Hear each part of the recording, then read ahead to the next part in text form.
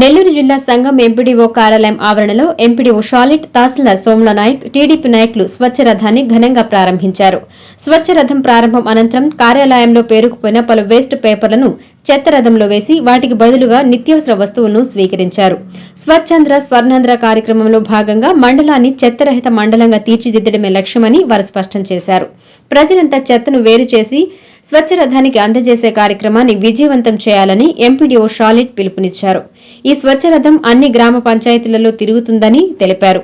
ఈ కార్యక్రమంలో టీడీపీ మండల అధ్యక్షులు బాణ శ్రీనివాసులరెడ్డి, సంఘం సాగునీటి సంఘం అధ్యక్షులు షేక్ బాబు, సిబ్బంది పాల్గొన్నారు.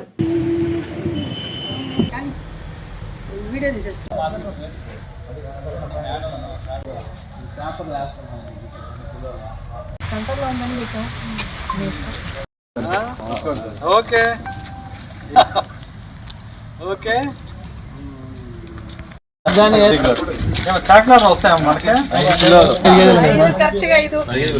5 బాబు ఎక్కువ చూపిస్తాను. 5 కిలోలు వచ్చినాయా? న్యాయంగా సర్ఫ్ ప్యాకెట్లు ఉన్నాయి చిన్నవి. చక్కెర అంటే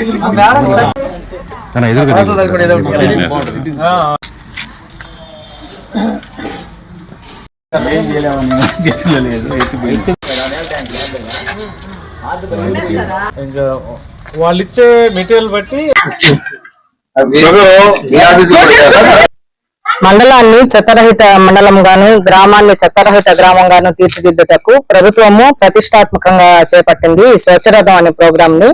ఈ స్వచ్ఛరథము మనము కేటాయించిన షెడ్యూల్ అయితే వేస్తామో ఆ షెడ్యూల్ ప్రకారం ఒక్కొక్క గ్రామ పంచాయతీలో ఒక్కొక్క రోజు తిరుగుతుంది. తిరిగినప్పుడు అక్కడ ఆ వేస్ట్ ఉంటది వాళ్ళ దగ్గర ఇళ్లలో ఉండేది, ప్లాస్టిక్ అయితేనేమి, ఇనుము, అల్యూమినియం, పేపర్లు, అట్టలు, ఇట్లాంటివన్నీ కూడా ఎక్కడంటే అక్కడ పడేయకుండా, లేకపోతే ఎప్పుడో వారానికి ఒకసారి వచ్చే ఈ వేస్ట్ ఎత్తుకుపోయే వాళ్ళకి వేయకుండా వాళ్ళ కేటాయించిన డేట్ లో ఎత్తి పెట్టుకొని అవన్నీ కూడా ఈ చెత్తరథంలో ఎక్స్చేంజ్ చేసుకోవచ్చు అన్నమాట.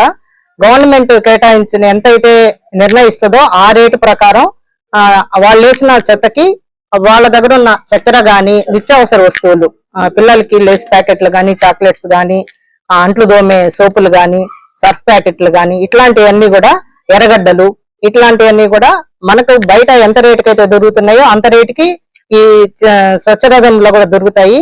సో ప్రజలందరూ కూడా ఈ అవకాశాన్ని సద్వినియోగం చేసుకోవాల్సిందిగా కోరుతున్నాను.